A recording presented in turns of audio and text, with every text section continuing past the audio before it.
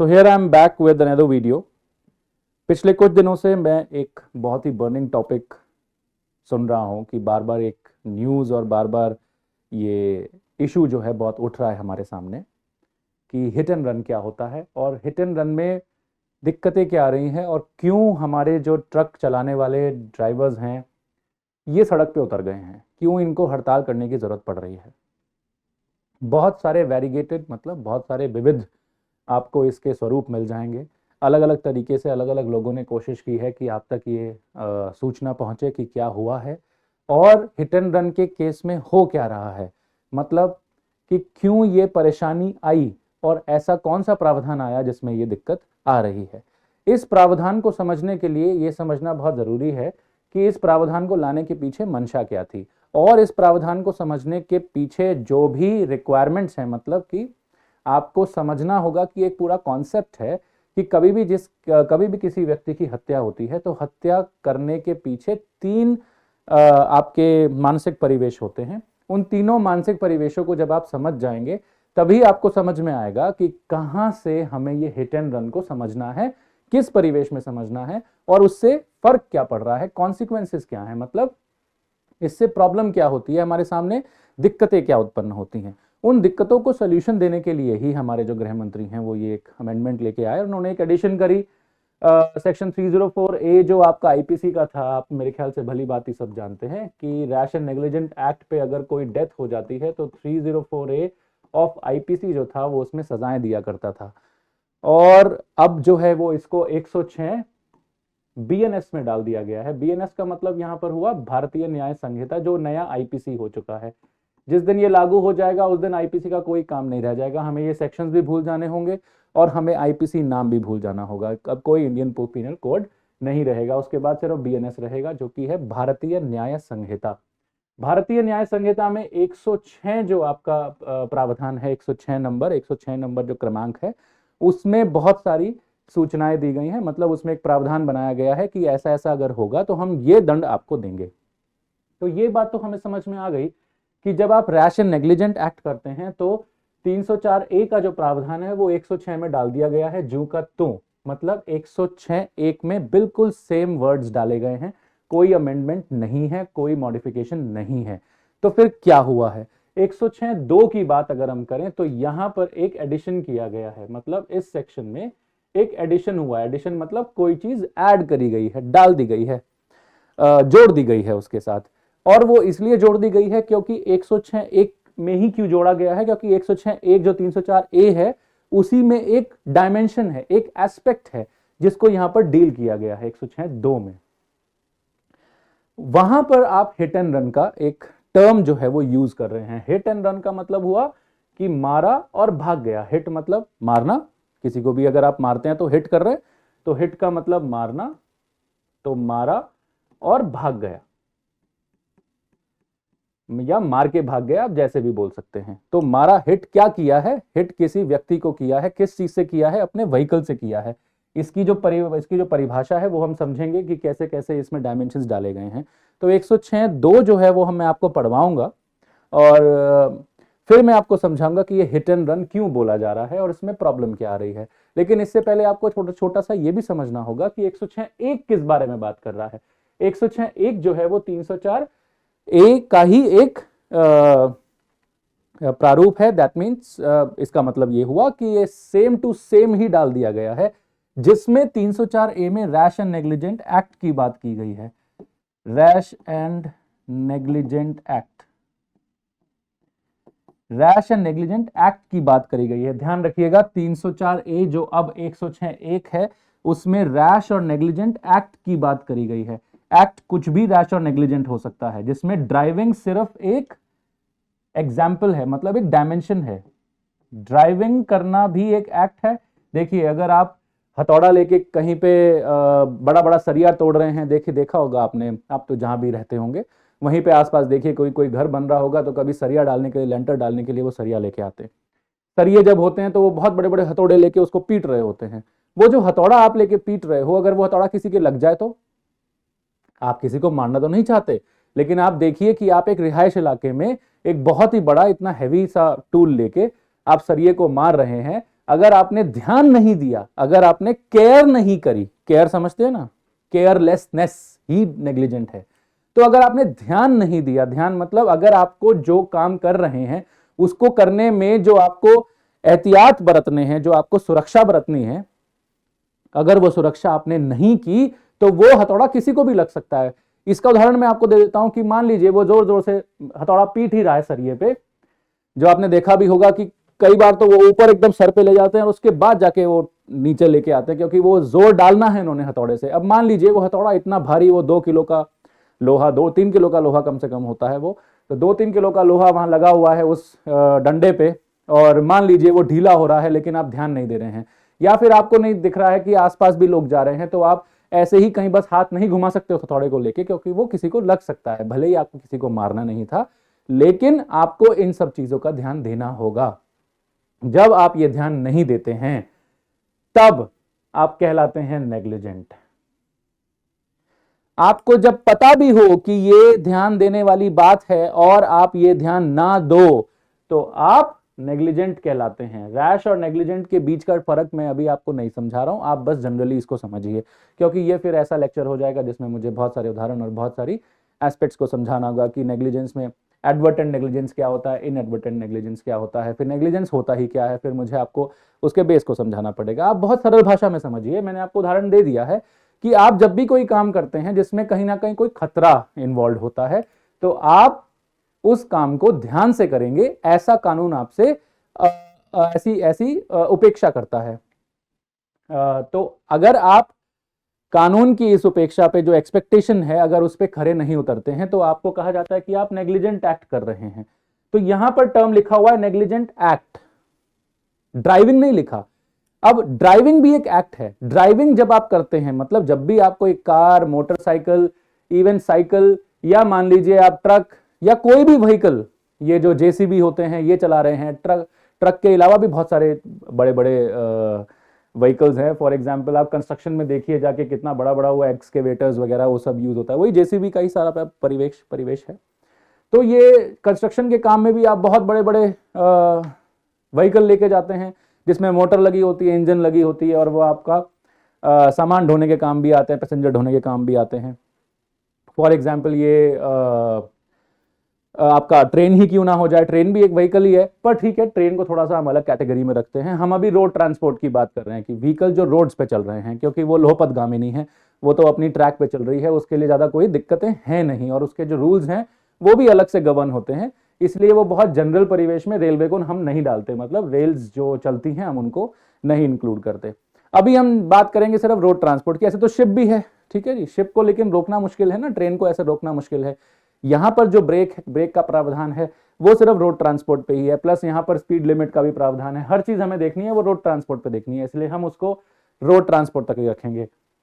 तो rash and negligent act word use किया गया है 304 ए में या फिर 106 एक बीएनएस में, वो आईपीसी ये बीएनएस, ये फर्क आपको समझ में आ गया होगा। तो रैश एंड नेग्लिजेंट एक्ट की बात करी गई है। एक्ट में ड्राइविंग भी एक एक्ट है।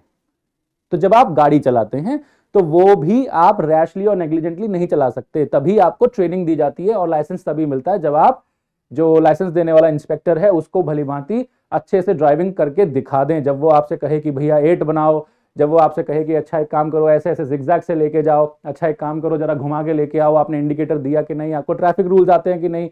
दिल्ली में अगर आप रहते हैं तो आपको पता है कि यहाँ पर तो ट्रैफिक टेस्ट भी होता है, मेरे ख्याल से अब हर स्टेट में कंपलसरी कर दिया गया है कि आपको ट्रैफिक रूल्स के टेस्ट भी देने होंगे। वो कुछ ऑब्जेक्टिव टाइप क्वेश्चंस होंगे या फिर वो इंटरव्यू के तहत होंगे या ओरल आपसे पूछ लिया जाएगा कि आप क्या जानते हैं ट्रैफिक रूल्स के बारे में, जिससे कि जब आप ट्रैफिक रूल्स के बारे में जानते होंगे और गाड़ी अच्छे चलाना जानते होंगे तभी आपको लाइसेंस दिया जाएगा, और बिना लाइसेंस के अगर आपने गाड़ी चलाई तो आप फिर से एक कानूनी अपराध कर रहे हैं मोटर व्हीकल्स एक्ट के तहत। तो अब आप ये छोटी सी बात समझिए कि ड्राइविंग जो है वो एक एक्ट है इसमें, और इसी ड्राइविंग के एक्ट को लेके इन्होंने 106(2) बना दिया।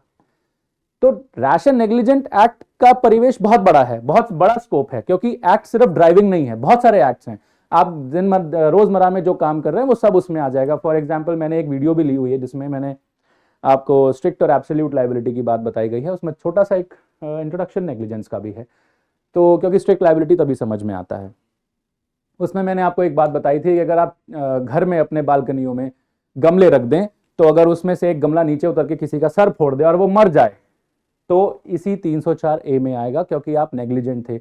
आपको ये ध्यान रखना है कि आपके एक्ट से, ये आप ही का एक्ट है ना कि आपने बालकनी के ऊपर उठा के एक गमला रख दिया, अब एक जरा जोर से हवा चली या तूफान आया और वो गमला नीचे, और नीचे खड़ा हुआ है आदमी, तो आपको सोचना चाहिए कि जहां पर नीचे आदमी खड़े होने की आशंका है या फिर लोग वहां से आ जा रहे हैं, तो वहां पर आप अननेसेसरी कोई भी डेंजर उत्पन्न ना करें अपने एक्ट से। तो ये जो गमला ऊपर रखा वो आपका एक्ट था, इसको भी रैश एंड नेग्लिजेंट एक्ट ही बोलेंगे। इसमें भी अगर डेथ हुई किसी की तो वो 304A या फिर 106(1) में ही टेक केयर होगी।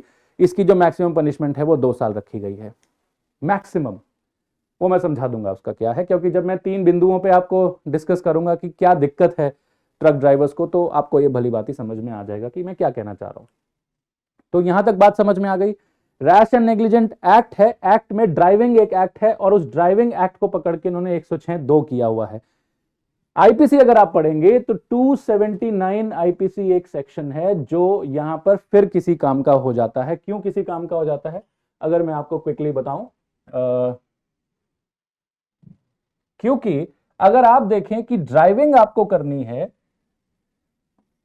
अगर आप ड्राइविंग की बात करें, तो अगर आप सिर्फ रैश एंड नेग्लिजेंट ड्राइविंग करते हैं,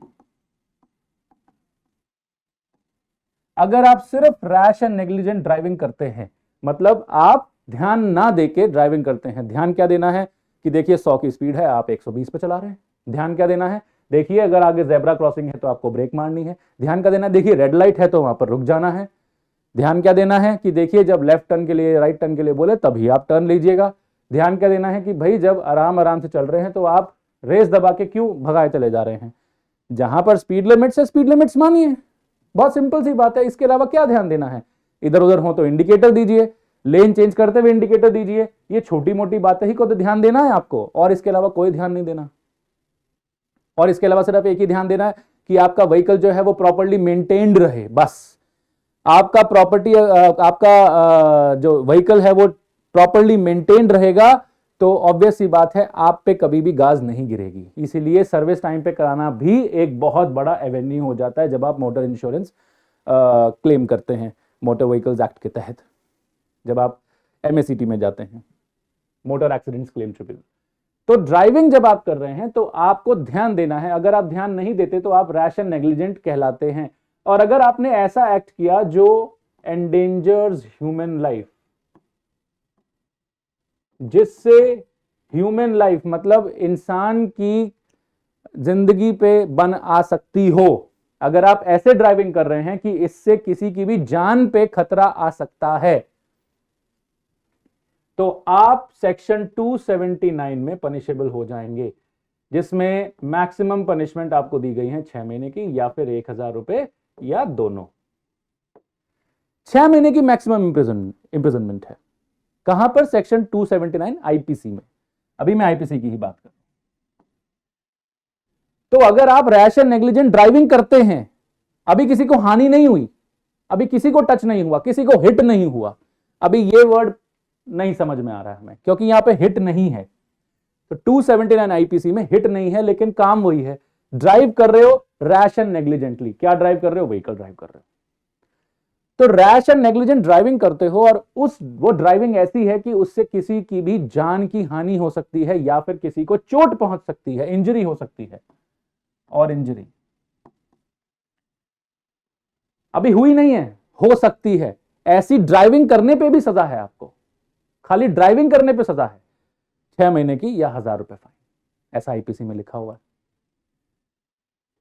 लेकिन मान लीजिए इस रैश एंड नेग्लिजेंट ड्राइविंग से आपने किसी को चोट पहुंचा ही दी, इंजरी कर दी, तो इंजरी कर दी तो जो इंजरी हुई है उसकी भी सजा मिलेगी आपको, इसकी तो मिलेगी ही मिलेगी। इंजरी कर दी तो जो इंजरी हुई है उसकी भी सजा मिलेगी, और इसकी तो मिलेगी ही मिलेगी कि आप रैश एंड नेग्लिजेंट ड्राइविंग कर रहे थे, दोनों चार्जेस लग जाएंगे आप पे। लेकिन मान लीजिए किसी की डेथ हो गई, तो किसी की मृत्यु हो गई आपकी रैश एंड नेग्लिजेंट ड्राइविंग से, क्योंकि ये किसी के जान की हानि कर सकता था जो आप ड्राइविंग कर रहे थे, और जान की हानि हो ही गई, वो व्यक्ति मर ही गया जिसको आपने हिट किया। इफ यू हिट समवन, क्योंकि मरेगा तभी ना जब इस रैश एंड नेग्लिजेंट ड्राइविंग की वजह से आपका व्हीकल किसी को जाके छुएगा। अगर व्हीकल छुआ नहीं, कभी आप खड़े हो जाएंगे, मान लीजिए एक्सप्रेस वे से कोई साइड से गाड़ी निकल गई, तो आप ट्रॉमा में तो आ जाएंगे, लेकिन आपको तो कुछ नहीं हुआ ना। आप 2 मिनट साइड में बैठ के अपना होशो हवास वापस लाएंगे जरूर कि क्या बगल से निकल गई इतनी तेज गाड़ी। और मान लीजिए वो 200 की स्पीड पे चला रहा था, 200 छोड़िए 150 की स्पीड पे चला के कोई गाड़ी के सामने खड़े होकर देखिए आप, मतलब साइड से निकल जाए, वो एक बारी को तो हिल जाएंगे, बहुत पॉसिबल है। पर समझिए इस बात को कि मान लीजिए ऐसा कोई 150 की स्पीड पे चला रहा हो और वहां पर 100 की ही स्पीड लिमिट हो, तो ये 50 किलोमीटर का जो बफर इसने किया है, जो इसने एक्सेस किया है ड्राइविंग में, ये ऐसा है कि किसी की भी जान ले सकता है एक टक्कर में। आप 20 की स्पीड से किसी को मार के देखिए किसी गाड़ी से, वो गिर सकता है, हद से हद नीचे गिर जाएगा, पर ज्यादा चोट नहीं आएगी, जब तक कि वो बूढ़ा व्यक्ति ना हो या बच्चा ना हो। आप 50 की स्पीड पे चला के देखिए, उसको चोट भी आने की आशंका है, फ्रैक्चर होने की आशंका है, सर पे लगने की आशंका है। आप 100 की स्पीड पे चला के देखिए, आपको समझ में आएगा कि इस स्पीड पे कोई भी सामने आया वो उड़ के जाएगा, उड़ के पड़ेगा कहीं पे, और चोट उतनी ही गहरी लगेगी और उसकी मृत्यु होने की संभावना है। यही तो हिट किया है, हिट, यही तो हिट किया है। आपकी गाड़ी ने किसी व्यक्ति को हिट कर दिया है।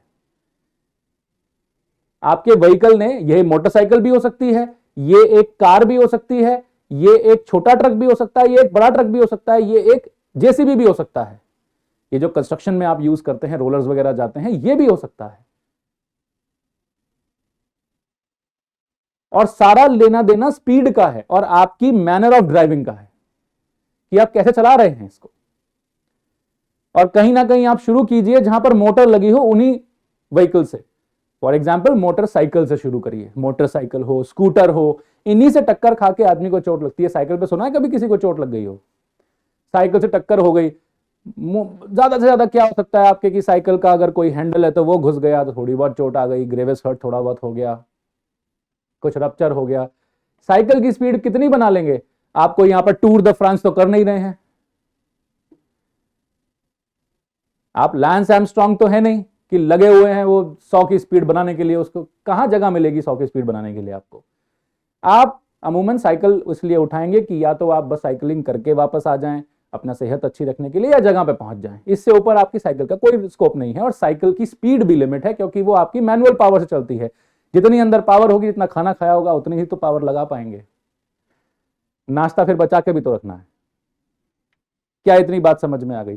तो आप मोटरसाइकिल और स्कूटर से ही ऊपर लेके चलिए कि मोटरसाइकिल स्कूटर से जितने भी व्हीकल ऊपर जाते हैं, और हैवीएस्ट व्हीकल तक चले जाइए। इसमें रेलवेज और शिप्स को भी हटा दीजिए, इसमें सिर्फ रोड ट्रांसपोर्ट को रखिए, तो ट्रक तक ये मैक्सिमम जाएगा, क्योंकि ट्रक जो है सबसे हैवी व्हीकल है with the heaviest engine whatsoever. सबसे ताकतवर अगर किसी का इंजन होगा तो वो ट्रक्स का होगा, आपकी एसयूवीज का भी नहीं। इसीलिए तो इतना बड़ा माल वो टनों टन माल ढो के लेके जाएगा।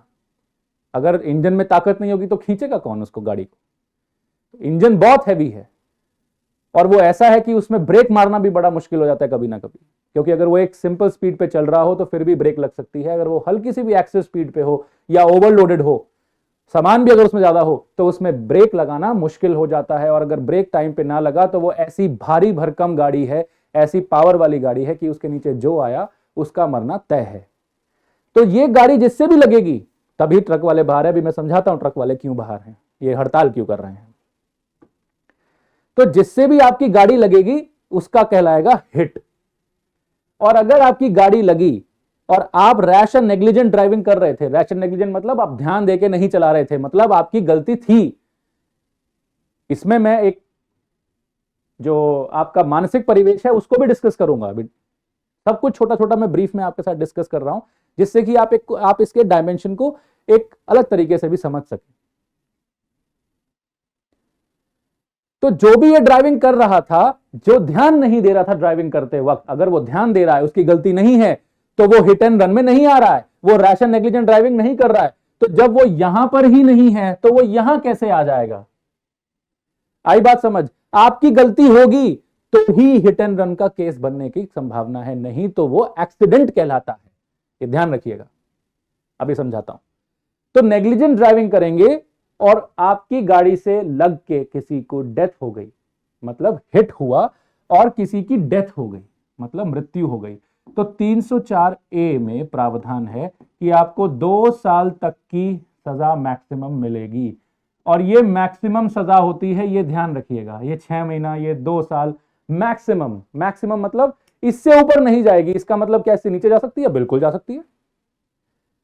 हर जगह आईपीसी में कहीं भी फाइनल पनिशमेंट नहीं लिखी है, मतलब ये नहीं लिखा कि 10 साल ही दो मर्डर वर्डर छोड़ के, क्योंकि वहां लिखा है डेथ दो या लाइफ इंप्रिजनमेंट दो, 2 ही ऑप्शन दिए हैं, वहां पर कोई टर्म नहीं लिखा। पर आईपीसी में अगर कहीं भी टर्म लिखा है 5 साल, 6 साल, 7 साल, 10 साल, 12 साल, 15 साल, 20 साल, कहीं भी लिखा है, वो मैक्सिमम ही लिखा है। एक्सटेंड अप टू लिखा है, the term they use is extend up to. Extend मतलब वहां तक जा सकती है, इसका मतलब ये नहीं कि वहीं तक जाएगी, वहां तक जा सकती है, ये मैक्सिमम है। मिनिमम क्या होती है? अगर नहीं लिखी मिनिमम, फॉर एग्जाम्पल यही लिख सकते थे कि 1 साल से 2 साल के बीच में कुछ भी दे दो, 1 साल मिनिमम, 2 साल मैक्सिमम।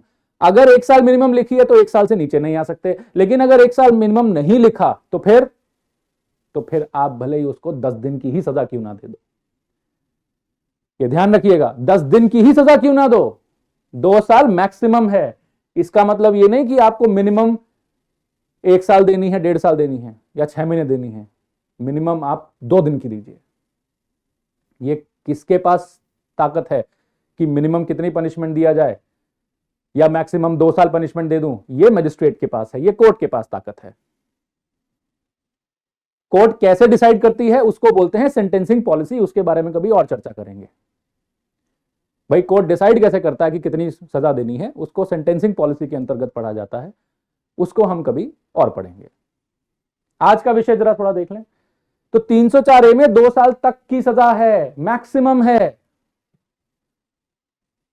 इसको आप जनरली ऐसे समझ लीजिए कि जितनी गलती बढ़ती जाएगी उतनी सजा भी बढ़ती चली जाएगी, जितनी आपकी गलती कम दिखेगी उतनी ही सजा भी आपकी कम हो जाएगी। अगर यह प्रूव हो गया कि आप रैशन नेग्लिजेंट थे, अगर आप रैशन नेग्लिजेंट थे ही नहीं और तब आपकी गाड़ी से कोई टकराए और उसकी मृत्यु हो जाए, तो आपका कोई दोष नहीं है। इसका मतलब रैशन नेग्लिजेंट ना होना कहीं ना कहीं एक्सीडेंट में पहुंच जाएगा, और accident, rash and negligent driving और इरादतन मृत्यु, इरादतन किसी की मृत्यु कर देना, इरादतन मतलब इंटेंशनली, इंटेंशन, ये टर्म्स को ध्यान रखिएगा जरा। यही तो समझना है आपको कि हिट एंड रन आता कहां है। अगर आप सिर्फ ध्यान नहीं दिए अपने स्किल पर और आपसे मृत्यु हो गई तो 2 साल तक सजा है, लेकिन आपको पता था कि मुझे इसको मारना ही है, मतलब आपको मारना ही था उस व्यक्ति को, आप आए ही इसी इरादे से थे कि मैं इस व्यक्ति को मारना चाहता हूं, और तब आपने उसको अपनी गाड़ी से ठोक दिया और वो मर गया, तब वो इंटेंशनल है, इंटेंशनल मृत्यु है। और ऐसी मृत्युओं, ऐसी इंटेंशनल मृत्यु को कहा जाता है मर्डर। इनको मर्डर का नाम दिया जाता है। वैसे मैं आपको मर्डर बता रहा हूं, ये पहले कल्पेबल होमिसाइड होता है, फिर मर्डर हो जाता है। मतलब मैं खैर उस इंटरफेस को नहीं समझा रहा हूं आपको, पर आप सिंपल वर्ड मर्डर से ही समझिए, because otherwise we go through the way of culpable homicide, then culpable homicide will be seen through the eyes of murder. If murder is not proved, that means the ingredients given under section 300 is not proved, section 300 IPC is not proved, then we will come back to culpable homicide not amounting to murder. This is the way to understand it. सरल भाषा में समझा दूं हिंदी में कि culpable homicide जो होता है शुरुआत वहीं से होती है। culpable homicide का ही एक प्रारूप है मर्डर। तो आप कल्पेबल होमिसाइड में जब जाते हैं तो पहले मर्डर को ही खंगालते हैं कि मर्डर तो नहीं हुआ, मतलब वो जो 4 तरीके लिखे हुए हैं मारने के, अगर उन 4 में से किसी भी तरीके में वो आता है तो हम उसको मर्डर ही बोलते हैं। अगर उन चारों में से किसी भी तरीके में नहीं आता या फिर वो एक्सेप्शंस में आ जाता है तो हम उसको वापस culpable homicide not amounting to murder में पनिश कर देते हैं 304 में। 304 ए नहीं, 304 ए जो है वो death by rash and negligent act है। तो आप समझ में आई, अगर आप मंशा आपकी मारने की ही थी और आपने इसीलिए गाड़ी ले जाके, जैसे फॉर एग्जांपल सामने आपका कोई दोस्त जा रहा है, आप उस दोस्त से आपको धोखा मिला है, पैसे नहीं दिए, आपका मन है कि ये मर जाए, तो आपने गाड़ी निकाली, उसको तेज चलाया और उसको जाके सीधा ठोक दिया। ये रैशन नेग्लिजेंट नहीं था, आपका तो इरादा ही यही था कि आप उसको मारें। ये इरादतन मौत है, ये इरादतन मृत्यु है। तो अगर आप इरादतन मृत्यु करते हैं तो उसको हम बोलते हैं मर्डर। ये 302 में सजा मिलती है, इसकी सजा है सीधा डेथ या फिर लाइफ इंप्रिजनमेंट, मतलब आजीवन कारावास या मृत्यु दंड। इसकी जरा पनिशमेंट देखिए। इरादतन मृत्यु करने वाला व्यक्ति अगर ड्राइविंग कर रहा था, मैं यहां पर ड्राइविंग को देख रहा हूं, अगर आपकी गाड़ी से जब आप ड्राइव कर रहे थे या मोटरसाइकिल ड्राइव कर रहे थे और आपने जाके उसको हिट कर दिया और आपको मंशा भी यही थी कि मैं इसको मार दूं, ये मर जाए, और वो मर गया, तो आपने मर्डर किया है, और मर्डर की जो सजा है वो है मृत्यु या फिर आजीवन कारावास। और अगर आप ड्राइव कर रहे थे और आप इरादतन मृत्यु नहीं किए, मतलब आपकी मंशा नहीं थी कि ये मरे, तो ये क्या हो गया? गैर इरादतन। इरादा नहीं है आपका, मतलब अनइंटेंशनल। अनइंटेंशनल अगर होता है तो या तो वो रैशन नेग्लिजेंट होता है, मतलब जहां आपको मारना किसी को नहीं था लेकिन आपने अपने काम में ध्यान नहीं दिया, तब रैशन नेग्लिजेंट ड्राइविंग बोला जाता है। और अगर आपने अपने काम में ध्यान भी दिया, आपको मारना भी नहीं था और फिर भी कुछ ऐसा हुआ, फॉर एग्जाम्पल वो व्यक्ति ही आपकी गाड़ी के आगे एकदम से आ गया, आप कैसे ब्रेक लगाते? फॉर एग्जाम्पल वो खुद ही चले आ रहा है आपकी गाड़ी की तरफ भागता हुआ, आप हॉर्न मार भी रहे हैं कि अरे भाई रुक जा, आप धीरे भी कर चुके हैं, ब्रेक मार चुके हैं, मतलब, लेकिन इतने में वो आके तो घुस गया, तो फिर आपकी गलती कहां हुई? कभी कभी ऐसा होता है कि आप किसी सड़क से जा रहे हो जहां पर लोग अलाउड ना हो, फॉर एग्जाम्पल एक्सप्रेसवेज। अगर आप फ्रीवेज देखें, हमारे एक्सप्रेसवेज देखें, तो वहां पर लोकल पॉपुलेशन अलाउड नहीं है एक्सप्रेसवे में आना। वो एक क्लोज्ड सिस्टम है, नॉन स्टॉप क्लोज सिस्टम है, जिसमें लोकल्स का आना मना है। आप सिर्फ एक सही रूट से आइए, बीच में से मत आइए, सही रूट से आइए और उसमें चलाइए। अब आपने देखा होगा एक्सप्रेसवे में कितने ही छात्र हैं और कितने ही यंगस्टर्स हैं जो वहां पर कोई ना कोई तैयारी के चक्कर में, या जो भी पुलिस की तैयारी, आर्मी की तैयारी करते हैं, ये उसके चक्कर में या वहां पर दौड़ लगाते हैं, पूरे झुंड के झुंड, 100-100 लोग। ऐसे फ्रीवेज पे बग्गियां अलाउड नहीं होती, लेकिन बग्गियां चल रही होती हैं, और बग्गियां चली नहीं रही होती, बग्गियां क्रॉस कर रही होती हैं, रोड क्रॉस कर रही हैं। स्पीड 100 की बनाई हुई है, 120 की बनाई हुई है, सरकार ने बोला 120 चलाइए। 120 की स्पीड पे आता हुआ व्यक्ति, एक बग्गी जो आराम आराम से चल रही है भैंस और बैल से, आप सोचते हैं कि ये बग्गी के लिए रुक पाएगा? वो, उसमें उसकी गलती है? अगर वो 100 पे चल रहा था, जो लिमिट थी उस पे चल रहा था, तो उसके लिए ब्रेक मारना बहुत दिक्कत है, क्योंकि ऐसे में ब्रेक मारने का मतलब वो खुद भी नुकसान में आ सकता है। एकदम से ब्रेक मारने में जो अंदर लोग बैठे हैं उनके लिए भी प्रॉब्लम है। और ये बग्गी सामने आ गई, या झाड़ थी बीच में, वहां पर कोई 2 इंसान थे, उनको क्रॉस करना था, वो इंसान अलाउड ही नहीं है उस एक्सप्रेसवे पे, और वो एकदम से सामने आ गया, तो आपकी गाड़ी लग गई। इसमें आपकी क्या गलती? अगर आप 100 पे चल रहे थे तो आप रैशन नेग्लिजेंट ड्राइविंग नहीं कर रहे थे, मतलब आप ध्यान देके चला रहे थे, और आपको उस व्यक्ति को मारना भी नहीं था, तो मतलब इरादतन भी नहीं। तो ना ये मर्डर है, ना ये रैशन नेग्लिजेंट ड्राइविंग है, ये क्या बचता है? एक्सीडेंट। इसको बोलते हैं एक्सीडेंट। एक्सीडेंट में कभी भी आपको सजा नहीं होती किसी भी तरीके की, आपको बाइज्जत बरी किया जाता है। एक्सीडेंट आपका एक्सेप्शन है, जनरल एक्सेप्शन है, ये डिफेंस है कि आपका एक्सीडेंट हुआ है। ये लूज टर्म नहीं है, हर चीज को एक्सीडेंट नहीं बोल देते। एक्सीडेंट डिफाइंड है आईपीसी में, बीएनएस में भी, भारतीय न्याय संहिता में भी डिफाइंड है। एक्सीडेंट से कभी भी सजा नहीं मिलती। रैशन नेग्लिजेंट ड्राइविंग में सजा कैसे मिलती है? अगर आप रैशन नेग्लिजेंट ड्राइविंग करते हैं तो 279 आईपीसी में आपको 6 महीने, और ड्राइविंग करते हैं और डेथ हो जाए किसी की, हिट हो जाए, अगर हिट ना हो तो 279, हिट हो जाए और उसकी मृत्यु हो जाए, हिट हो जाए और उसकी मृत्यु हो जाए, तो आपको 2 साल तक मैक्सिमम सजा मिलती है, कोई ज्यादा सजा नहीं है। जबकि ऐसा नहीं होना चाहिए, सजा थोड़ी बढ़नी चाहिए इन माय ओपिनियन, क्योंकि रैश एंड नेग्लिजेंट ड्राइविंग का अगर सीधा का सीधा कॉन्सिक्वेंस डेथ है, तो मृत्यु से ऊपर किसी व्यक्ति के पास क्या है? खोने के लिए। आप उस व्यक्ति की जान ही ले चुके हैं और आप क्या नहीं किए, सिर्फ ध्यान नहीं दिए चलाने में। तो ये जो सजा है ये वैसे ही बहुत कम है। क्रिमिनल ज्यूरिस्प्रूडेंस में ये सजा काफी कम लगाई गई है। एक सांसदगण इस डिस्कशन में बोले भी थे कि आप 2 साल को 10 साल कर रहे हैं बीएनएस में, ये सही नहीं है। क्योंकि क्रिमिनल, वो ये वर्ड यूज किए कि क्रिमिनल ज्यूरिस्प्रूडेंस में आप 8 साल बढ़ा देंगे। देखिए क्रिमिनल ज्यूरिस्प्रूडेंस में ऑलरेडी कम है। अगर आप ज्यूरिस्प्रूडेंस में देखिए तो डॉक्टर ने प्रोपोर्शनैलिटी पे ही काम कर लें, प्रोपोर्शनेट तो दे दें सजा। आप किसी को ग्रेवेस हर्ट करते हैं, मान लीजिए किसी का दांत तोड़ दिया आपने, तो किसी के दांत तोड़ने पर ग्रेवेस हर्ट होता है, 325 आईपीसी में आपको सजा मिलेगी। हाथ तोड़ दें, दांत तोड़ दें, किसी को ऐसा थप्पड़ मारे कि उसकी कान की आवाज चली जाए, कान सुनने की क्षमता चली जाए, किसी को ऐसा मुक्का मार दें कि वो देख ना पाए, किसी को ऐसा मारे कि वो 21 दिन तक उठ ही ना पाए, 20 दिन तक अपने रोजमर्रा के काम ना कर पाए, ऐसा कुछ कर दिया तो मैक्सिमम इंप्रिजनमेंट है 7 साल की। 7 साल सजा। बंदा जिंदा है, तुमने मार दिया और यहां तुम्हारी गलती है। गलती नहीं है तो मैं कह रहा हूं आप बाइज्जत बरी हो जाएंगे, एक्सीडेंट है। लेकिन जहां आपकी गलती है, आप ढंग से काम नहीं कर रहे हैं, उसकी वजह से मृत्यु हो गई है। छोटी मोटी चोट कोई नहीं देख रहा है, कोई बात नहीं, अगर लग गया सर पे तो मृत्यु हुई है। मृत्यु आप समझते हैं, इंसान के पास इसके आगे कुछ नहीं है। आपके एक्ट की वजह से मृत्यु हुई है और आप 2 साल की सजा देते हैं, सिर्फ 2 साल की सजा है सिर्फ।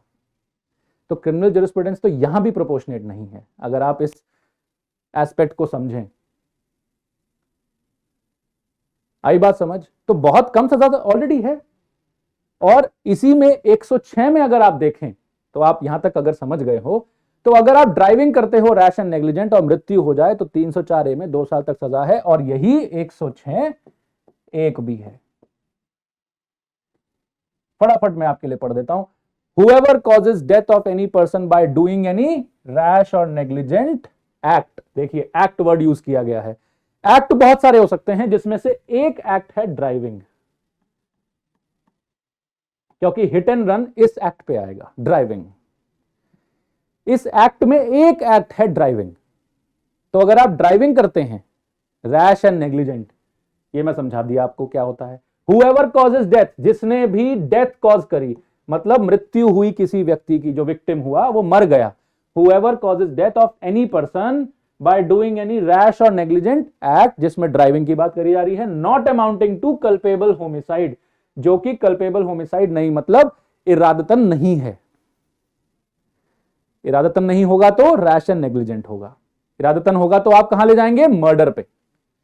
अगर दिख गया कि उसका इरादा भी था मारने का, मतलब दिख रहा है कि कहीं ना कहीं इरादा था मारने का, तो आप सीधा उसको मर्डर पे ले जाएंगे, यहां पर नहीं लाएंगे। फिर 304A से हटके हम चार्ज लगा देंगे सीधा 302 का IPC. Shall be punished with imprisonment of either description for a term which में एक्सटेंड टू 5 years। 304A में कितना था? 2 years। 106 में कितना कर दिया? 5 years। क्या कर दिया? +3 years। मेरे हिसाब से तो अभी भी कम है। आप ग्रेवेस हर्ट करने पे 7 साल कर रहे हैं, दांत तोड़ने पे, फ्रैक्चर करने पे 7 साल है, यहां मृत्यु हो रही है। और गलती आपकी है कि आप सही से नहीं चला रहे हैं, सही से नहीं एक्ट कर रहे हैं। अगर आप चाहते हैं कि लोग सही से एक्ट करें, अपनी जिम्मेदारी समझें, अपने काम को सीरियसली लें, तो आपको यह सजा बढ़ानी चाहिए थी। और ये 3 साल भी ऐड करना मुझे सही नहीं लग रहा है, ये मेरा ओपिनियन है। खैर, क्योंकि प्रोपोर्शनेट होना चाहिए आपका जो रिएक्शन है। यहां पर डेथ हुई है, अगर ग्रेवियस हर्ट हुआ होता तो ये 2 साल भी ठीक थे, ये 5 साल भी ठीक लग रहा है। ग्रेवियस हर्ट समझते हैं ना? ग्रेवियस मतलब कोई ज्यादा चोट लगी होती। तो जहां आप ग्रेवियस हर्ट को 325 में 7 साल कर रहे हो, यहां पर आप इसको 5 साल तक रख रहे हो। ये कम से कम मिनिमम 10 years होनी चाहिए थी। 10 years तो ये होनी चाहिए थी, फिर उसके बाद की बात करते हैं हम। खैर, तो अब कम से कम 2 साल से 5 साल कर दिया, बाकी बिल्कुल सेम टू सेम है, इंटरप्रिटेशन भी सेम है, क्योंकि और कुछ नहीं लिखा। देखिए आईपीसी भी 304A मेरे सामने है। whoever causes death of any person by doing rash and negligent act not amounting to culpable homicide shall be punished with imprisonment of either description, यहां तक बिल्कुल ठीक है, for a term which may extend to 2 years or fine or both. बस यहां पर 2 years and shall also be liable to fine कर दिया है, वहां पर 2 years और फाइन था, यहां पर एंड फाइन हो गया है, वहां पर और फाइन था, और मतलब या फिर फाइन या दोनों, यहां पर दोनों कंपलसरी कर दिए, 5 साल सजा भी मिल सकती है, 5 साल तक। देखिए क्या लिखा है, मे एक्सटेंड, यही मैं आपको समझा रहा था, मे एक्सटेंड, यहां तक एक्सटेंड कर सकते हो आप इसको, मतलब मैक्सिमम है, मे एक्सटेंड, मे यहां तक एक्सटेंड कर सकते हो, ये मैक्सिमम है, मैक्सिमम 5 साल, इसका मतलब ये नहीं कि 5 साल ही मिल जाएगी आपको। तो ये जो ट्रक ड्राइवर कह रहे हैं कि 10 साल सजा मिलेगी, तो 10 साल मैक्सिमम है सर, मैक्सिमम। अगर आपकी गलती उतनी निकली तो ही वहां तक जाएगा कोई, अगर कहीं भी एविडेंस में इधर उधर हो रहा होगा या फिर आपकी उतनी गलती नहीं निकल रही होगी या कॉन्ट्रीब्यूटरी नेग्लिजेंस होगा, मतलब दूसरा पार्टी भी फॉल्ट पे आप भी फॉल्ट में हो, तो आपकी सजा कम हो जाएगी, कम ही रहेगी, हो सकता है 2 साल 3 साल 4 साल रहे, पर उनको है कि नहीं इसको तो 2 साल कर दीजिए जिससे कि सजा 2 महीने ही रहे, और आपकी वजह से किसी की डेथ हो गई है सर, इतनी भी रिपेंटेंस नहीं। इंसान को नींद नहीं आती 10 दिन अगर उसके हाथ से कोई जानवर भी गाड़ी पे लग जाए तो, और आपकी गलती पे, समझिए इस बात को, गलती पे सजा है। अगर आपकी गलती नहीं है, अगर आप कोर्ट में यह प्रूव कर पाए कि मेरी गलती नहीं थी, ना मेरा इरादा था, तो ना मर्डर है, ना ही मेरी गलती चलाने में थी, तो ना ये रैश एंड नेग्लिजेंट ड्राइविंग हुई, तो ये एक्सीडेंट है, आप छूट जाएंगे, कोई सजा नहीं है। तो इसमें इतनी क्या बड़ी बात हो गई, आप अगर सही चला रहे हैं ट्रक तो क्या दिक्कत है, अगर आपने लोड ट्रक का सही रखा है, अगर आपने सर्विसिंग ट्रक की सही रखी है, और आप सही दशा में सही दिशा में चला रहे हैं, आप बात समझ गए होंगे, तो आपकी कोई गलती नहीं है, और यही तो हम चाहते हैं कि ऐसा हो। अगर आपकी कोई गलती नहीं है तो आप एक्सीडेंट में आ जाएंगे, एक्सीडेंट में आपको बाइज्जत बरी किया जाएगा, आपको कोई सजा नहीं होगी, 1 दिन की भी नहीं होगी। क्या ये बात समझ में आई आपको? So this is important to understand here that what is the consequence. So may extend to 5 years. अब क्या हो गया, 5 साल मैक्सिमम सजा और प्लस फाइन मतलब फाइन भी आएगा, और फाइन कितना है कुछ लिखा है, and shall also be liable to fine, बस फाइन लिख के खत्म कर दिया, इसमें तो फाइन की अमाउंट ही नहीं दी।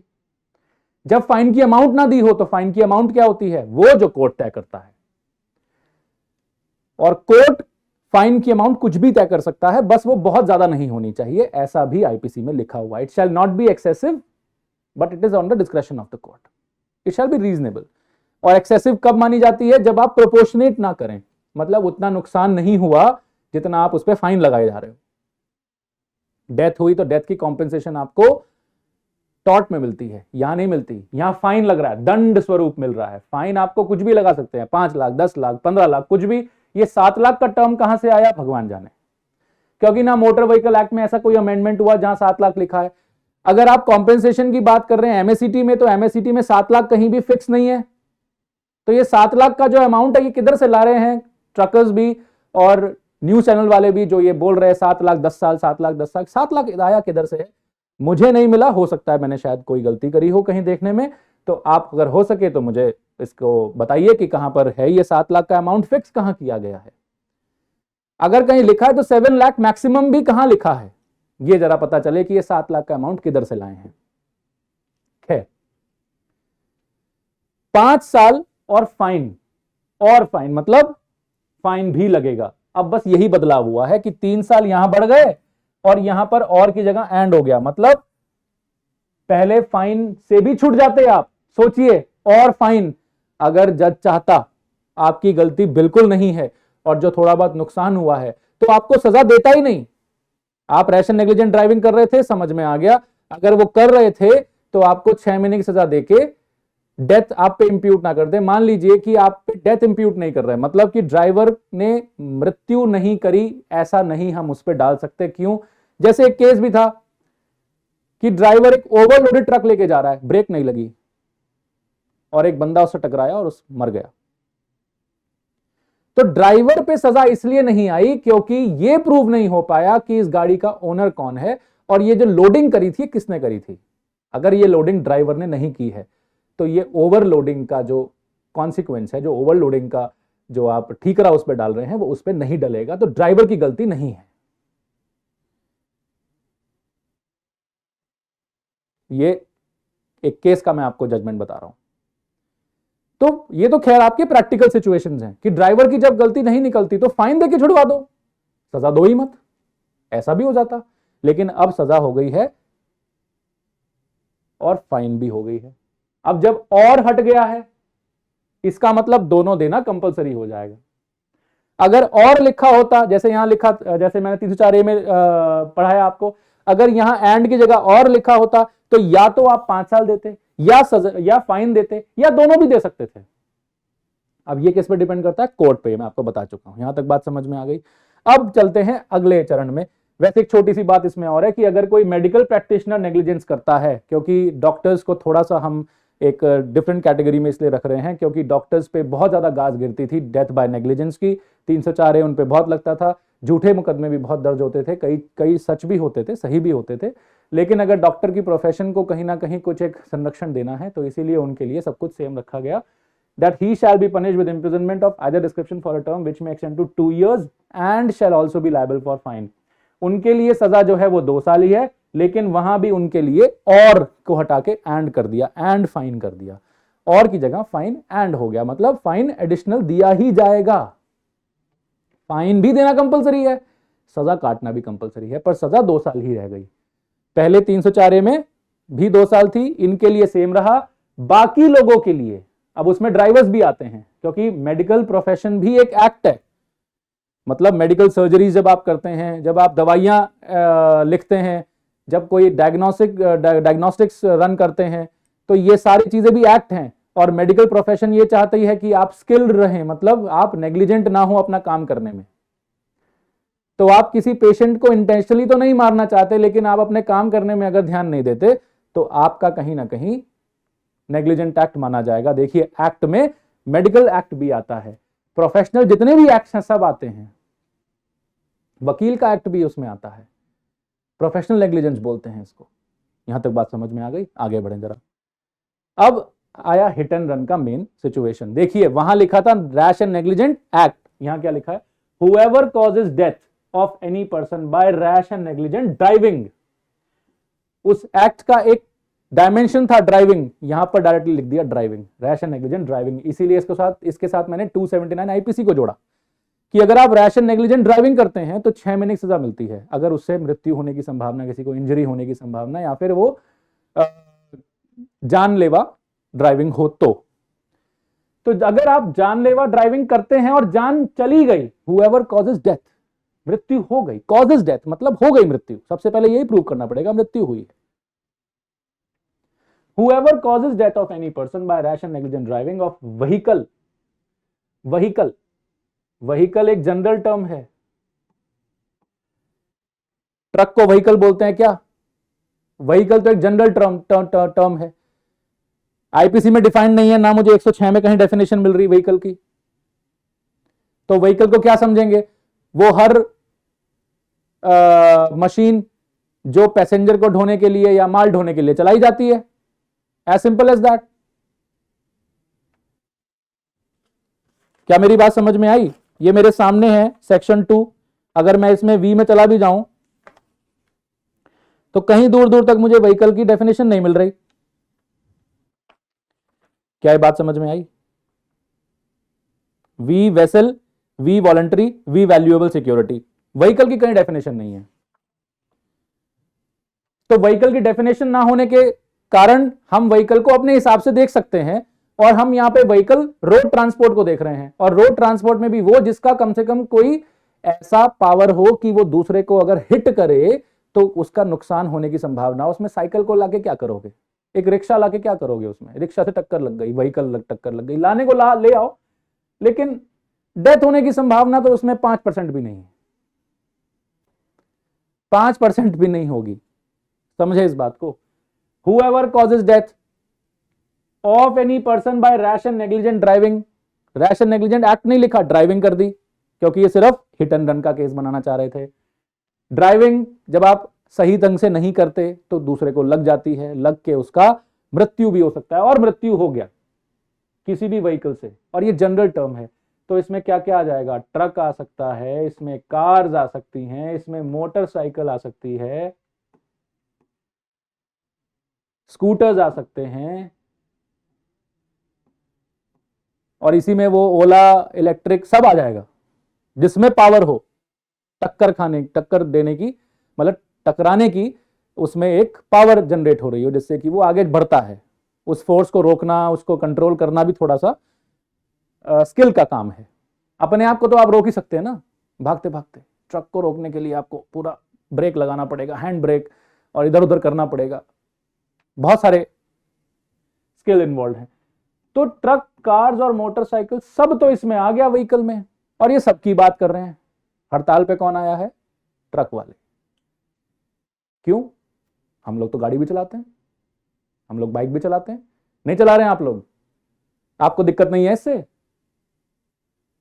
आपको सजा की दिक्कत नहीं है? आपको फाइन की दिक्कत नहीं है? आपके पास बेइंतहा पैसा है, बहुत टाइम है कि चलिए जेल चलिए,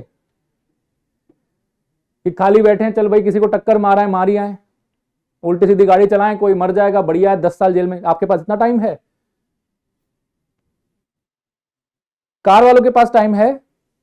या कार जो चला रहा है, जो ड्राइवर, उसके पास टाइम है, उसके पास पैसा है फाइन देने का? मोटरसाइकिल जो चला रहा है उसके पास पैसा है, उसके पास टाइम है? ये ट्रक वालों के पास ही क्यों दिक्कत आ रही है? क्यों?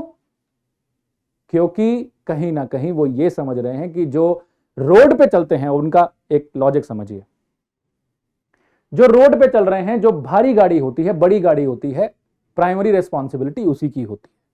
ये बात सही भी होनी चाहिए। जो बड़ी गाड़ी है, बड़ी रिस्पॉन्सिबिलिटी, तो बड़ा ध्यान। वो कहते हैं ना, वो कौन सी मूवी में था, with great power come great responsibility.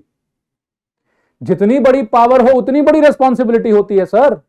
तो जितने बड़े पद पे हो उतने ज्यादा रिस्पॉन्सिबल बनो, उतना ध्यान दो, तभी तो अधिकारी जब आप बनेंगे, जज या कल आईपीएस आईएएस ऑफिसर्स बनेंगे, तो आप एडमिनिस्ट्रेटिव हेड हैं। आप मंत्री बनेंगे, आप एडमिनिस्ट्रेटिव हेड हैं। जितना बड़ा पावर होगा उतनी बड़ी रिस्पॉन्सिबिलिटी है आपके ऊपर, उतना ध्यान रखना है आपको, छोटी छोटी बातों का भी रखना है। इसीलिए तो इतना बड़ा आपको कोटरी दिया जाता है, मतलब इतने आपके एडवाइजर्स होते हैं। नहीं तो प्रधानमंत्री को एडवाइजरी की जरूरत क्या है? यही ध्यान रखने के लिए कि हमसे गलतियां ना हो जाए। जितना बड़ा पावर उतनी बड़ी रिस्पॉन्सिबिलिटी। तो सही बात है, ट्रक की रिस्पॉन्सिबिलिटी बनानी पड़ेगी।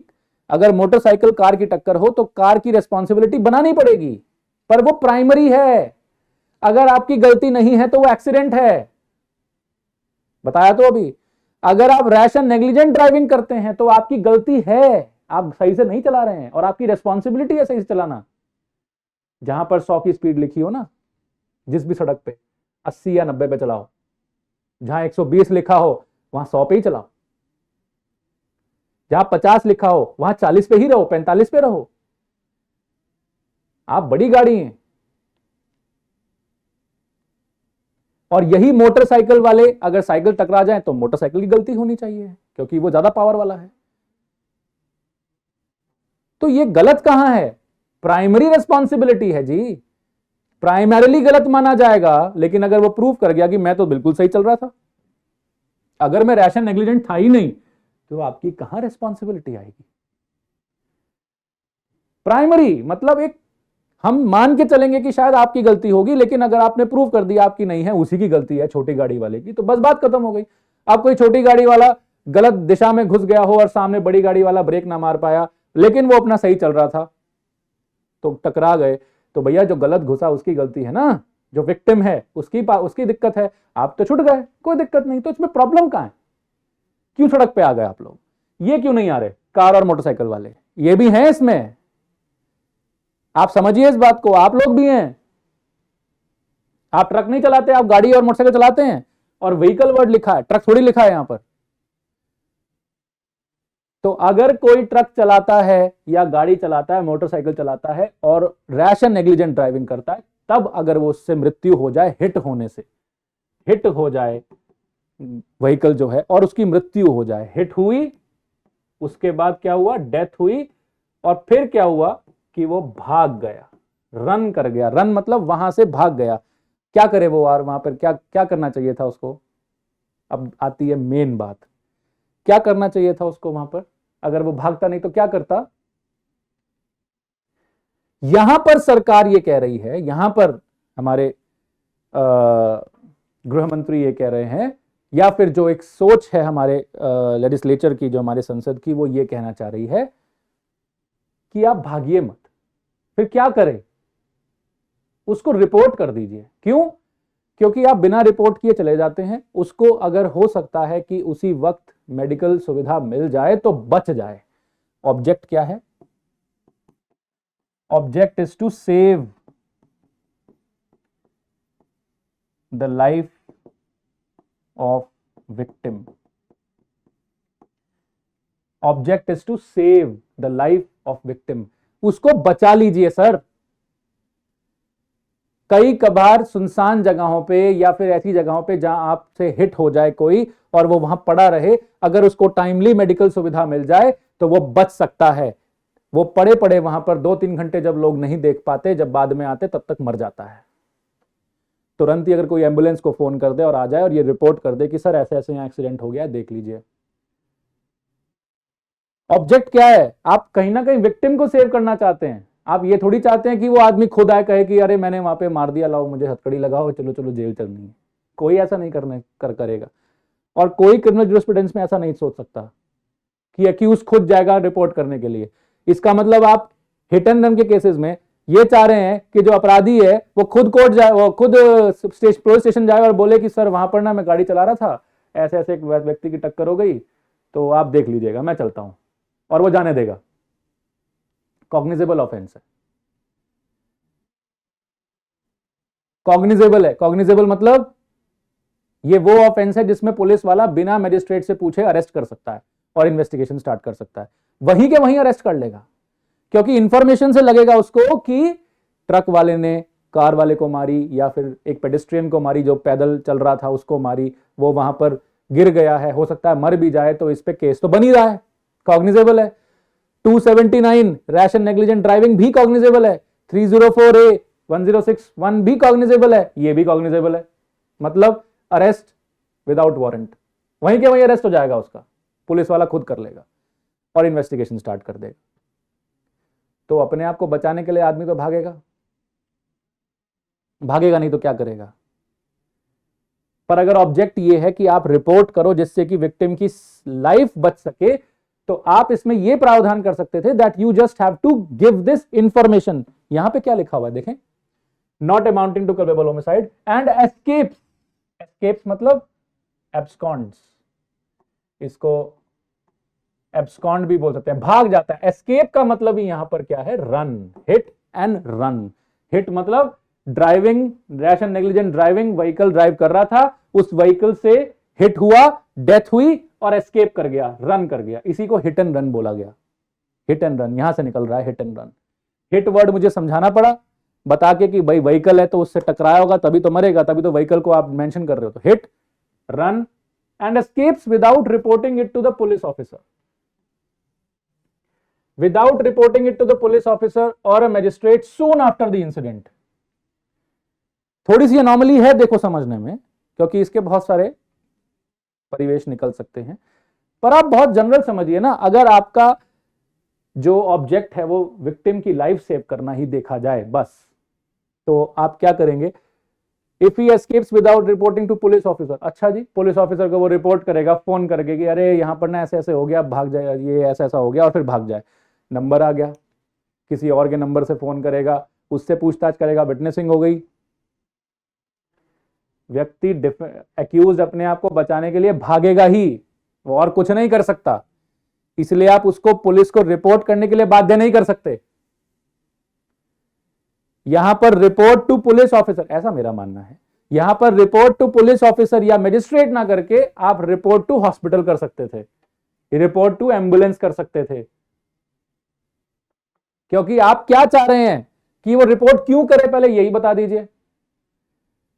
उसके लिए जो थोड़ी बहुत डिबेट अगर आप सुने, जो थोड़ी बहुत ही हुई, क्योंकि संसद में डिबेट तो हुई नहीं इस पॉइंट, इन पॉइंट्स पे, एक व्यक्ति सिर्फ बोले, वो यही बोले कि भाई गड़बड़ हो जाएगी, गलत हो जाएगा, बस उससे क्या होता है। आप पॉइंट टू पॉइंट डिस्कस तो कीजिए।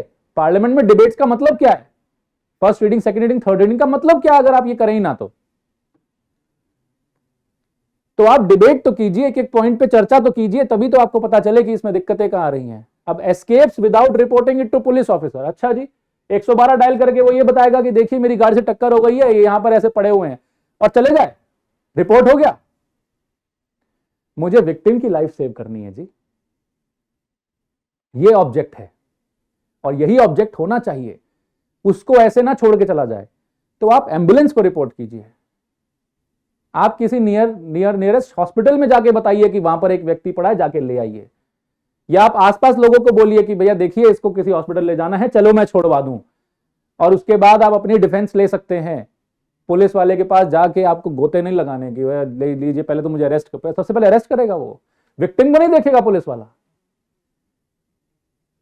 वाला विक्टिम नहीं देखेगा, वो सबसे पहले अरेस्ट करेगा। किसका फोन आया था? सर मेरा फोन आया था, मेरी गाड़ी से टकराया, आओ पहले तुम तो इधर ही आओ। अरे विक्टिम बचाओ, नहीं तो तुम इधर आओ, इसे पकड़ लो भाई। तो 2 बंदे आपने सिर्फ उसे धरने के लिए लगा दिए, कोई नहीं रुकेगा। यहां दिक्कत है। और फिर आप क्या कह रहे हैं? After the incident shall be punish with imprisonment of other description for a term which में एक्सटेंड टू 10 ईयर्स, 10 साल तक। देखो एक्सटेंड है, पहली बात तो मैक्सिमम है, और फिर आप कह रहे हैं 10 साल सजा मिलेगी।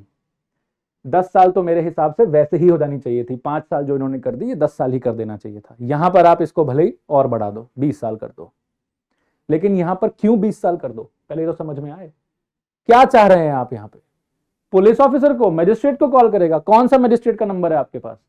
कितनों के पास, आप जितने मेरे सामने अगर वीडियो देख रहे हैं, या जब तक भी ये वीडियो देखें, कितनों के पास आपके पास मजिस्ट्रेट का नंबर है? कोई डीएम, एसडीएम, एडीएम, कोई जुडिशियल मजिस्ट्रेट, किसी का नंबर है आपके पास? किसको फोन करेंगे आप? किसका नंबर पब्लिक किया है? कोई सेंट्रल कंट्रोल रूम है जो मजिस्ट्रेसी को इंफॉर्मेशन देती है? कोई है ऐसा कोई रूट जिसके थ्रू मजिस्ट्रेट को डायरेक्टली इंफॉर्म किया जा सकता है? क्योंकि अगर आप मजिस्ट्रेट को इंफॉर्म कर देते हैं तो आपका इमीडिएट अरेस्ट नहीं होगा, लेकिन मजिस्ट्रेट कहीं ना कहीं विक्टिम की जान बचा लेगा, क्योंकि वो डायरेक्टली अरेस्ट करने आपके पास नहीं आने वाला, वो पुलिस को ही भेजेगा। अल्टीमेटली पुलिस ही है, तो मजिस्ट्रेट का क्या मतलब है समझ नहीं आ रहा है। या तो आप कोर्ट जाएंगे, किसी सुदूर इलाके में किसी की एक्सीडेंट हुई, आप कोर्ट जाएंगे पहले बताने के लिए, या उस विक्टिम को उठा के हॉस्पिटल ले जाइए, ये आपका इरादा होना चाहिए। अब आपकी गलती हो ना हो, यहां पर लिखा है रैश एंड नेग्लिजेंट ड्राइविंग करेंगे तभी आपको रिपोर्ट करना है। अगर आपकी गलती नहीं हुई, मान लीजिए ये एक्सीडेंट ही समझ लग रहा है, हमें देख के ही लग रहा है एक्सीडेंट हुआ है, दूसरे की गलती लग रही है, तो आप रिपोर्ट भी नहीं करेंगे। और अगर ये इंटेंशनल डेथ हुई, तो इरादतन मौत हुई, तो तब भी आप रिपोर्ट नहीं करेंगे। इसका मतलब फायदा क्या है इसका? ये लाया क्यों गया है प्रोविजन? कहां ले जाना चाह रहे हो इस प्रोविजन को? सिर्फ रैश एंड नेग्लिजेंट जब होगी ड्राइविंग, और ये कैसे पता कि रैश एंड नेग्लिजेंट है कि इरादतन है कि एक्सीडेंटल है? ये कैसे आप एकदम से तय कर सकते हैं? ये तो ट्रायल का इशू है, तो ट्रायल का विषय है। कोर्ट में ट्रायल होगा तो पता चलेगा ना, एक्सीडेंट था कि रैश एंड नेग्लिजेंट ड्राइविंग थी कि इंटेंशनल था। और तीनों ही केस में व्यक्ति हिट हुआ है व्हीकल से, और वो वहां गिरा हुआ है, जो विक्टिम है उसको हॉस्पिटल पहुंचाना हमारा कार्य होना चाहिए, वो ऑब्जेक्ट होना चाहिए कि हमें रिपोर्ट करो police officer, magistrate. This is totally anomalous, there is a folly. इसका डायमेंशन समझ ही नहीं आ रहा है। मजिस्ट्रेट को फोन कर नहीं सकता, पुलिस वाला उसको प्रताड़ित करेगा, सबसे पहले अरेस्ट करेगा। विक्टिम का क्या होगा? इसको कौन बचाएगा? और ये क्यों चाह रहे हो आप रिपोर्ट करना? मेरे हिसाब से तो विक्टिम को बचाने के लिए, ऑब्जेक्ट तो यही है। इसके लिए तो बात ही नहीं हो रही। यहां पर आप पुलिस ऑफिसर ना करके either ask for ambulance, dial 1112 and call for ambulance, और हॉस्पिटल हो जाना चाहिए मेरे हिसाब से। ये मेरी एक अपनी ओपिनियन है। पुलिस ऑफिसर की जगह क्या होना चाहिए, यहां पर dial not 112, I think it is जो भी एम्बुलेंस का है, मेरे ख्याल से 103 है, अभी क्या हो गया है वो देख लीजिएगा। एम्बुलेंस को बुलाइए, ambulance, just right call ambulance. Police officer की जगह यहां कर दीजिए एम्बुलेंस, और मजिस्ट्रेट की जगह यहां कर दीजिए हॉस्पिटल। उसने रिपोर्ट कर दी हॉस्पिटल को, तो हॉस्पिटल भी अपने आप एक मेडिको लीगल रिपोर्ट बनाएगा, पोस्टमार्टम वगैरह करेगा, रीजन ऑफ डेथ समझ में आएगा। जब reason of death prima facie दिख जाएगा मेडिकल रिपोर्ट से, तब आप उस व्यक्ति के पीछे जाएं। पहले इन्वेस्टिगेशन तो कर लें, पकड़ लें उसको, कोई को मना थोड़ी कर रहा है आपको, जहां भी पकड़ में आए पकड़ लें। यहां पर एम्बुलेंस और हॉस्पिटल कर दीजिए, सारे काम निमट जाएंगे। अगर ये भी आप नहीं करते तो 10 साल की सजा है, वैसे तो 20 साल की जानी चाहिए, क्योंकि ये काम बड़ा पुण्य का है। विक्टिम को बचा दिया आपने। देखिए, आपसे अगर टक्कर लगी है, अब भले ही वो इंटेंशनल हो, रैशन नेग्लिजेंट हो या एक्सीडेंटल हो, विक्टिम को बचाने का अगर ऑब्जेक्ट है, तो तीनों केस में ना खाली रैशन नेग्लिजेंट में क्यों कर रहे हो? एक्सीडेंट भी हुआ हो अगर, तब भी आप उसको रिपोर्ट करवाइए। रिपोर्ट कहां करनी है? एम्बुलेंस बुलाइए, विक्टिम बचा लो भाई। इससे यह भी पता चलेगा कि आप विजिलेंट थे, आपने ये इरादतन नहीं किया, क्योंकि इंटेंशनल डेथ जो करेगा, जो मारने ही आया था, वो सुनिश्चित करेगा कि ये मर जाए, इसलिए वो कभी फोन नहीं करेगा। लेकिन मान लीजिए अगर वो मर्डर कर ही रहा है, अगर ये प्रूव हो ही रहा है कि इरादतन हुआ है, तो डेथ तो उसको पनिशमेंट मिलेगी ही मिलेगी। आप कॉम्पेंसेशन की अमाउंट बढ़ा सकते हैं, फाइन की अमाउंट बढ़ा सकते हैं, अगर ये रिपोर्ट ना करे तो ऐसा कर लो, क्योंकि मैक्सिमम पनिशमेंट डेथ और लाइफ इंप्रिजनमेंट तो है। या फिर आप ये भी बोल सकते हैं कि देखिए, अगर आप इरादतन मृत्यु करके गए हैं अपनी गाड़ी से, या ट्रक आपने देखते ना मूवीज में, ट्रक ठोक दिया, अगर आपने इरादतन मृत्यु करी है अपनी गाड़ी से और वो व्यक्ति मर जाता है और आप रिपोर्ट नहीं करते, तो आपको डेथ ही मिलेगी पनिशमेंट। फिर आपका जो रूल है लाइफ इंप्रिजनमेंट या आजीवन कारावास का, वो नहीं होगा, सिर्फ डेथ ही मिलेगी। और इसको rarest of the rare case करार कर दीजिए कि अगर आप मर्डर प्रूव होता है और आपने रिपोर्ट भी नहीं किया विक्टिम को हॉस्पिटल में, तो ये rarest of the rare case माना जाएगा और इसमें डेथ मिलेगी पनिशमेंट। फिर आप इसको मृत्युदंड दीजिए, ऐसा कुछ कर सकते थे, इसमें कौन सी बड़ी बात थी। लेकिन पुलिस ऑफिसर और मजिस्ट्रेट का नाम डाल के कहीं ना कहीं इस प्रोविजन को दिक्कत में डाल दिया गया है। सजा तो वैसे भी कम ही है अभी सर, 10 साल, मृत्यु हो गई है किसी की आपके रैशन नेग्लिजेंट ड्राइविंग से। तो अब ये समझ में आया। और जो ये कह रहे हैं, आखिरी पॉइंट, जो ये कह रहे हैं कि ट्रक ड्राइवर जब वहां उतरेगा तो उसको वहां की जो झुंड है मारने आ जाएगी, तो उस झुंड के खिलाफ भी रिपोर्ट करने के लिए आप पहली बात तो आप सुरक्षित रहें। आप भागेंगे वहां से, ऑब्वियस सी बात है, जब आपको कोई मारने आएगा तो आप भागेंगे। तो आप सिर्फ एम्बुलेंस को फोन करने के लिए ही तो अगर बाध्य रहेंगे, तो आप वहां से भाग जाएंगे, तो एम्बुलेंस को रिपोर्ट कर देना, बच भी जाओगे, एम्बुलेंस को रिपोर्ट हो जाएगी। लेकिन पुलिस वाले को रिपोर्ट करोगे, तो ऐसे में अगर पुलिस वाले को आपने कॉल किया, तो पुलिस वाले को आप ये बोलो कि भैया एक पूरे पीछे झुंड आ रही है मेरे मारने के लिए, और मैं आपको रिपोर्ट कर रहा हूं और मैं जा रहा हूं। हो सकता है आप बच जाएं, रिपोर्ट ही तो करना है, पुलिस वाले के पास जाके बैठना थोड़ी है। फोन करिए कि सर ऐसे ऐसे है, यहां पर लोग आ रहे हैं मुझे मारने के लिए, और मैं निकलूं। और अगर आप पिट जाते हैं तो उन लोगों पे भी तो केस बनेगा जो भी एक्ट उन्होंने किए। या तो अनलॉफुल असेंबली में आ जाएगा 149 के थ्रू, या फिर वो अगर कॉमन इंटेंशन से आए तो 34 लग जाएगा, अगर कॉन्स्पिरेसी भी हुई तो 120 बी लग जाएगा, अबेटमेंट भी हुई तो 108 लग जाएगा। आईपीसी की बात कर रहा हूं मैं, ये सारे सेक्शन आईपीसी के हैं। और अगर उन्होंने अपने अपने एक्ट से सिमिलर इंटेंशन लाके आपको मृत्यु के घाट उतार दिया, तो कहीं ना कहीं क्यूमुलेटिव एक्ट से जो आप मर्डर हुआ है कोऑपरेटिव एक्ट में आ जाएगा।